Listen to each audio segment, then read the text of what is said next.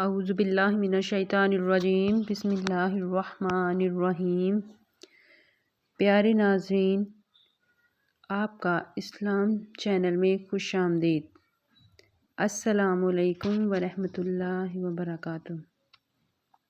امید ہے کہ آپ سب خیریت سے ہوں گے۔ اللہ آپ سب کے لیے آسانیاں پیدا کرے اور اللہ ہم سب کا حامی و ناصر اور مددگار ہے۔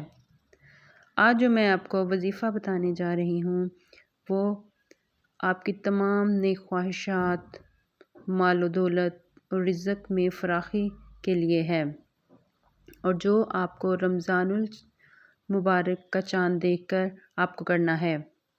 جیسے ہی آپ کو رمضان المبارک کا چاند نظر آئے،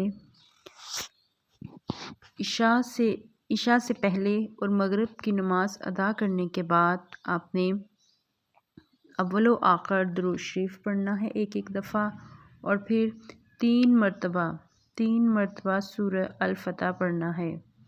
سورہ الفتح پڑھنے کے بعد پھر آپ نے ایک دفعہ درود ابراہیمی پڑھنی ہے اور اللہ تعالیٰ سے اپنے رزق اور دولت اور تمام تنگ دستی اور پریشانی کے لیے دعا کریں۔ انشاءاللہ اس ایک وظیفے سے آپ کو بے انتہا دولت سے اللہ تعالیٰ نوازے گا اور آپ کی تمام جائز اور نیک حاجات پوری کرے گا۔ جو کچھ آپ کے دل میں ہے وہ اللہ تعالیٰ پورا کرے گا۔ آپ نے پوری نیت کے ساتھ رمضان کا چاند دیکھ کر یہ وظیفہ کرنا ہے۔